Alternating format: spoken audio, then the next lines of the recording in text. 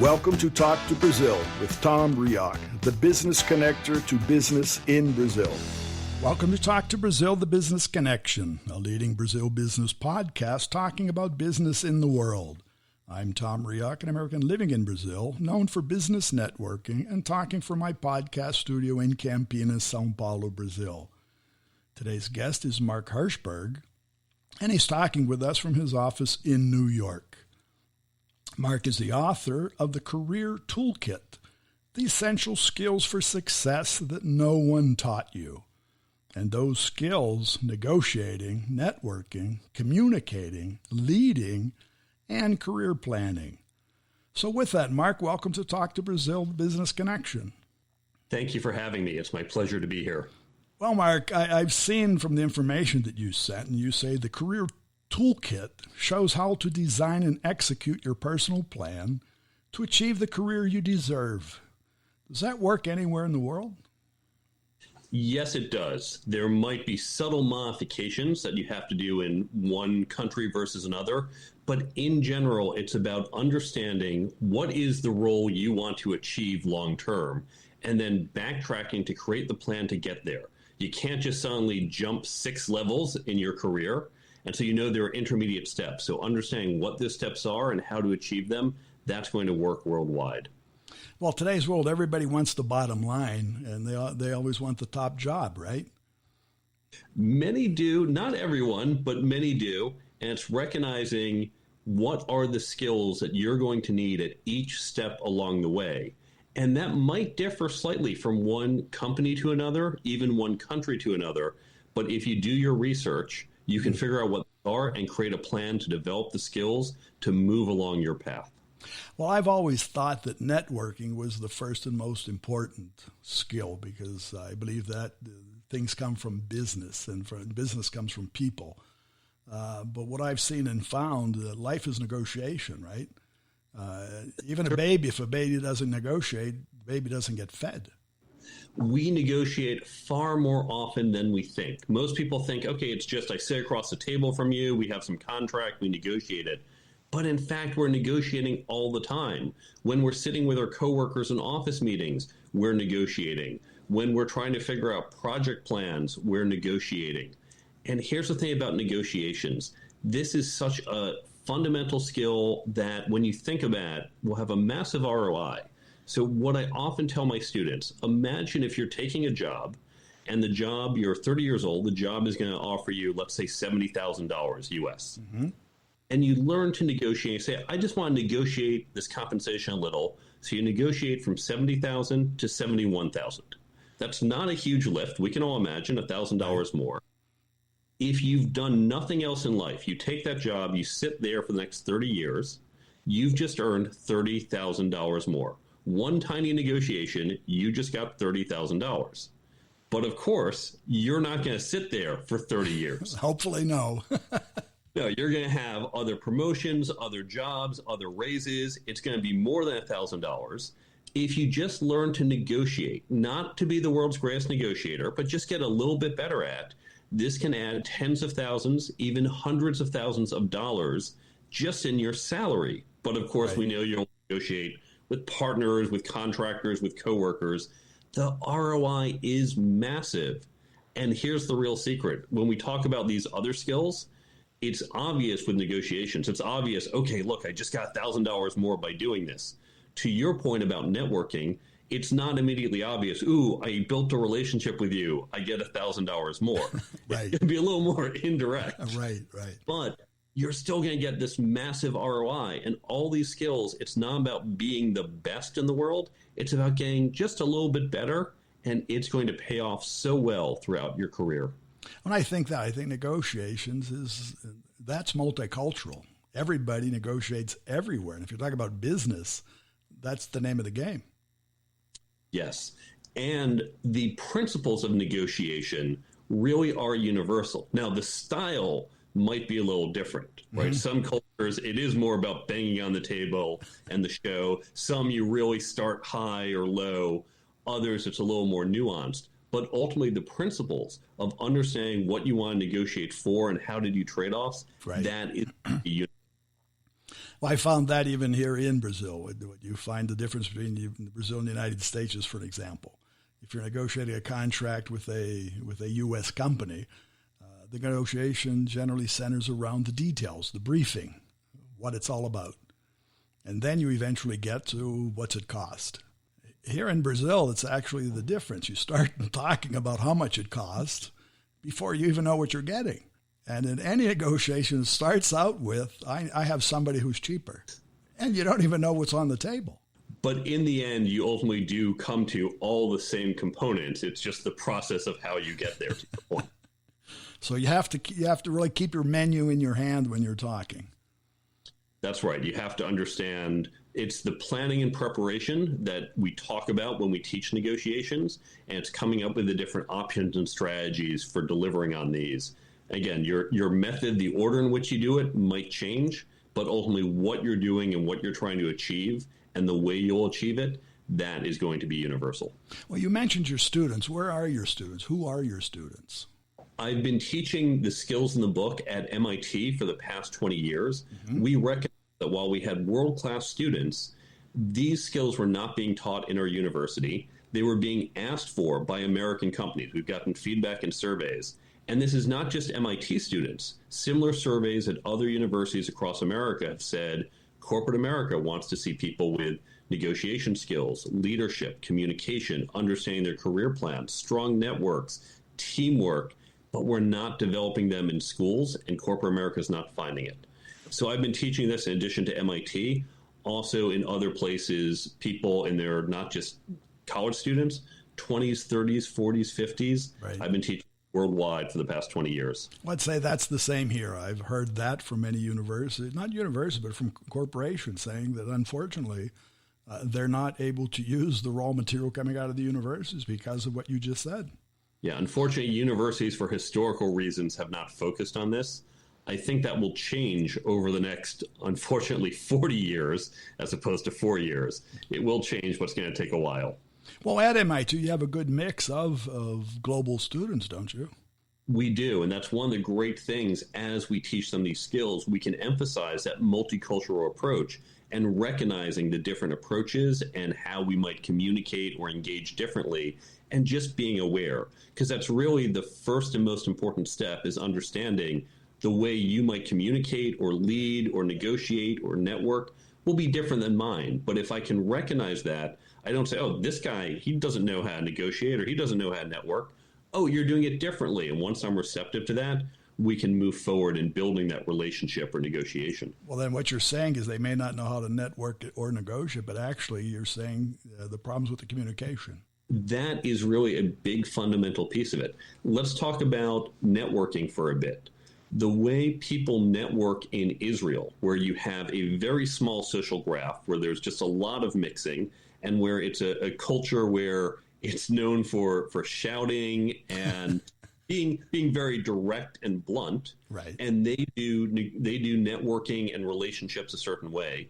Contrast that with Asian cultures, mm-hmm. where it's much more muted, it's much more formal, and the behavior that an Israeli might display in some Israeli office would not be received well in an Asian office. Likewise, an Asian person in an Israeli, say, meeting or in a group setting might be a little displaced, right? They might feel a little quiet while you have all these Israelis shouting at each other. Neither is right or wrong, but it's recognizing these different styles and then adapting, or at least understanding and trying to compensate for the difference in style. So then leadership comes from understanding all of that, piecing that puzzle together, and taking that forward. Is that correct? Certainly, the fundamentals of leadership are going to be true universally. And the essence of leadership is about having a vision for a future state and then inspiring people to go along with it. Right? It's not, this is an important thing, and it's universally true. It's not positional. When we look at some of the greatest leaders of the 20th century, take Gandhi, for example. Gandhi changed the course of history. He had no authority whatsoever. He was not an elected official, but he inspired people to join his movement. And other people had asked for independence as well, but he was the one who inspired people to come together. So this is universally true, that change of state and inspiration. But how you inspire people, how you get that message out, how you build that organization and coordinate, and what people look for in their leaders, that's what's going to differ from one culture to another. And then back to communication, you sort of dissect that and offer solutions in different formats, different ways in terms of communication. Because sometimes you do have to bang on the table. You do sometimes. So in Chapter 7, I talk about communication. I break this down not by country, but by style. So let's take a really easy example. Let's think about very left brain and very right brain people, and think about an extreme, almost caricature of each type. If you want to pitch an idea to someone who is extremely left-brained, the way you would do this is you'd have a very organized presentation, and you go through point by point and sub-point and sub-sub-point, and you make a logical argument, and at the end you say, and therefore this is why we should do the following. If you're trying to do that to someone who's extremely right-brained, they're going to tune you out. They don't care about point 2.a sub point 1. You're going to take a more emotional peel. You're going to push for, here's the vision, here's why this matters. You're going to sell them on a story, right? The logical person is going to say, I don't care about the story. Let's understand how this works. Well, I'm laughing because I probably should have read your book years ago, because exactly that. In my career was focused on product and market development. That's the name of my game. So when you're in product or market development, you're really out there. You're a visionary. You're thinking by yourself. You're coming back with dreams, right? You're coming back with vapor, and then you talk to a financial director who wants to see a bucket of water, and he wants to know how much water's in that bucket. I'm talking about vapor. And it doesn't mix. And had I read your book or known you years ago, it certainly would have been different, because I was frustrated because the only thing he wanted to see was an Excel and a bottom line. And I couldn't understand that to the point, because I'm talking about what would happen if product A or product B or whatever would come into the market. So we were really in two different sides of the same company. And this happens so often. Now, we gave this very simple example, left and right. I talk about other models where this is the case. But here's how to think about it. Right now, we're on a podcast in Brazil. Many of your listeners speak Portuguese as their native language. Right. I unfortunately don't, so we have to do this in English. And all the listeners in Brazil are spending a little mental energy listening to the English and in their head translating it back into Portuguese. Right? They have to spend a little energy doing that, and that's energy they can't spend on understanding the message. I think of it like a CPU, right? The processor of your computer. Mm-hmm. You have to spend overhead there, and that's less they can for the raw computation. Right. Ideally, I would speak Portuguese, and then they could say, okay, I just focus on the message.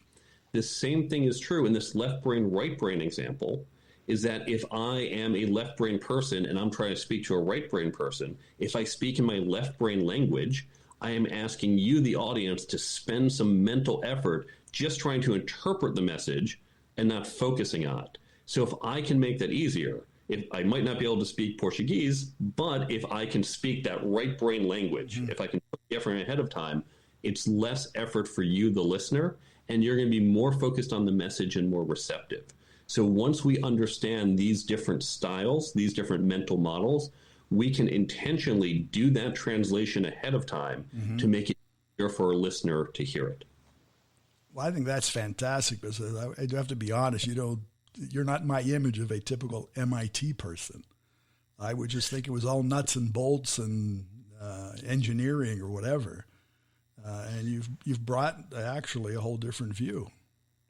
MIT is actually a remarkably diverse place. We have the Shakespearean Society.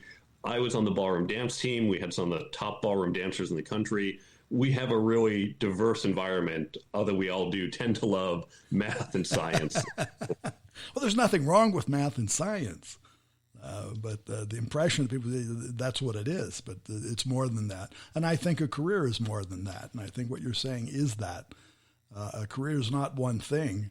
And I don't think there's any more 30-year careers. So we have to also learn to adapt and adjust. Very true. Gone are the days where you are just the math expert, the engineering expert. If you want to get further in your career, you need to know how to communicate to other people. You need to know how to lead, how to negotiate, how to network. We can't just be a single deep expert. And in particular, we want to develop these other skills, sometimes called soft skills or power skills. We call them firm skills because of the play on name with corporate firm. Mm-hmm.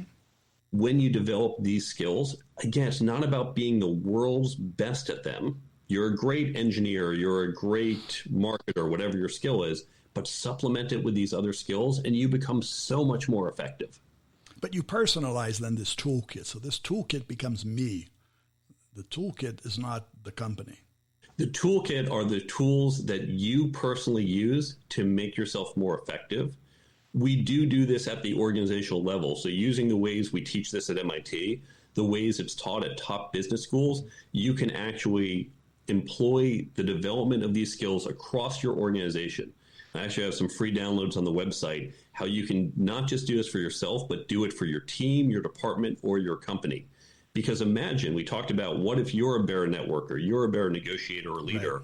Now imagine your whole team, your whole company, not the best in the world, but they're all 3% better, 5% better. What does that do to your bottom line? Right. I've also seen you work with startups. And a startup is starting up. It's generally a one-man or maybe a two-person show. How do you fit that together? In a startup, we're usually slightly bigger than 1 or 2 people. We might be as small as a dozen or so, or then scores, and hopefully grow to hundreds. But here again, you need to not just be, okay, I only know how to code. I only know how to do this one thing, because we all wear many hats. I will often have to go into sales meetings and help out the salespeople. To do that, well, I better know how to communicate with the non-technical customers. I will be involved in the negotiation strategy. I will do partnerships. I will do team building, right? How do we even get the whole company internally to work together as a team when we have these left brain and right brain or other people? How do we work cohesively? So knowing all these skills makes me more effective as I wear the many hats in a startup. Having a startup is just what you said. There are more hats. And once you go out and you try to see what this market is, the market is sort of like a hat manufacturer. It's all something new every day. Exactly. That's why I happen to like startups. And here it's not about, I know how to code, therefore I can look at all the problems and say, how do I code a solution? Mm-hmm. It's because I have this general toolkit, right? These skills are not specific to any discipline. And when I know how to engage people and work effectively, when I know how to interview people, I talk about interviewing skills.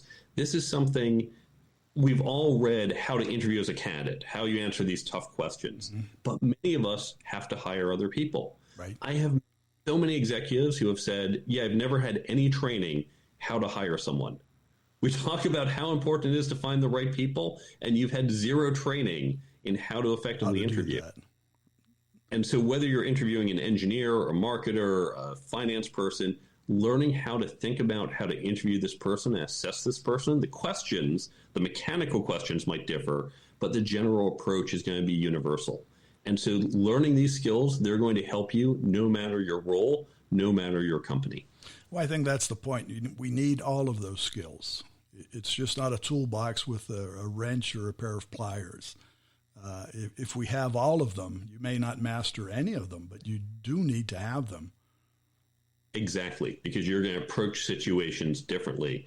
And to what we were saying earlier about how you teach this to your organization, it's not just about, reading the book. It's about creating these peer learning groups. Mm-hmm. Because when it comes to communication or leadership, the way you approach it might be different than how I approach it. They're both right. They're mm-hmm. different. And so it's recognizing, we have a discussion, say, well, here's how I would do it. You say how you would do it. I go, wow, that's interesting. I never would have thought of that. So what I've done is I've expanded my understanding. I've made that tool more versatile. I may still prefer my style, but just knowing your style, knowing if my style isn't working for some reason, pull on a little of yours, that makes me more powerful. So we need that diverse toolkit, and we need the tools to be versatile in how they're applied. That comes from doing this peer learning. Very good. And how do our listeners find you? You can go to my website, thecareertoolkitbook.com. There you can learn more about the book. You can get in touch with me. There's a free app you can download. It's in the Apple and Android stores, but it's linked from the website. And that has a lot of tips in the book. So each day it's going to give you like a daily affirmation. You don't even open the app. It just pops up and you go, oh, right, I remember that now. And so reinforce. I get my caffeine every day and start my day motivated. Exactly. Yeah. Set it to whatever time you're a morning person. Get it in the morning, get it at night, whenever you want it. And then, of course, I have all the other great resources, other books, links to other websites, and the download on how you can create this peer learning within your organization. So all this at thecareertoolkitbook.com. Thecareertoolkit.com altogether, right? Thecareertoolkitbook.com. Careertoolkitbook.com. Very good. Well, Mark, we could talk all day because I'm sure I could learn more from you. But what we've learned today is negotiating. Is there an order to these? We're talking about negotiating, networking, communicating, leading, and career planning. Is there an order, or do I put my hand in this toolkit and pick out any? If there's a certain one you want, jump to that. I even say in the book, you can jump ahead to any chapter. It doesn't have to be read in order. One thing I do recommend, if you're not in a rush, start with Chapter 1, Career Planning. And you reckon, okay, I need to develop these skills. I'm going to create a plan. Because you don't work on them all at once. Just like you don't try to quit smoking, quit drinking, go to the gym, wake up early. You don't do it all at once. Focus on one. And then once you've got that mastered, or at least sufficient, you move on to the next. So with the career planning in Chapter 1, you can create that plan for what do I want to tackle and what's the sequencing I want. And help probably better understand what you have and what you don't have and what you need and what maybe needs enhanced. Exactly, yes. Because we all don't start from zero, right? Right. And we're never going to completely master any of these, or completely master all of them, I should say, but we're going to get stronger in different ones. And you might be sufficiently strong, and you say, now it's time to move on to the next one. No, but your point's valid, because many times we don't have the tool or we don't know how to use the tool. But when you're talking about team building, it helps you find someone who has or knows how to use the tool. And yes. That in the startups, that in any company is what you need, because nobody knows everything or can do everything. This is famously why startups typically have multiple founders, because you all have different strengths that you bring to the table. Very good. So the book will help us understand those as well. Absolutely. Well, very good, Mark. I want to thank you again for sharing your time with us. Hope to someday in the future see you here in Brazil, and I'm sure that our listeners, not only in Brazil, but throughout the world, will be interested in seeing and reading and hearing more about you. I'm very much looking forward to that. Thank you again for having me on the show. Thank you. And I want to, besides thanking you for sharing your time, I want to thank our audience and our sponsor, which is Focus MI Marketing Intelligence. And Focus MI specializes in market research for the Brazilian agricultural market. More about them on their site, www.focusmi.com. And to remind everyone, this is Mark Herschberg. That's MarkHerschberg, right, Mark? That's you right. can find him besides LinkedIn, but then again, back to his site, which is thecareertoolkitbook.com. And you'll find more of the information that he just mentioned, okay? So thanks again. Visit our website, talktobrazil.com. Find our previous shows of Talk to Brazil, which are also available in Spotify, Apple Podcasts, Google Podcasts, YouTube, and many more.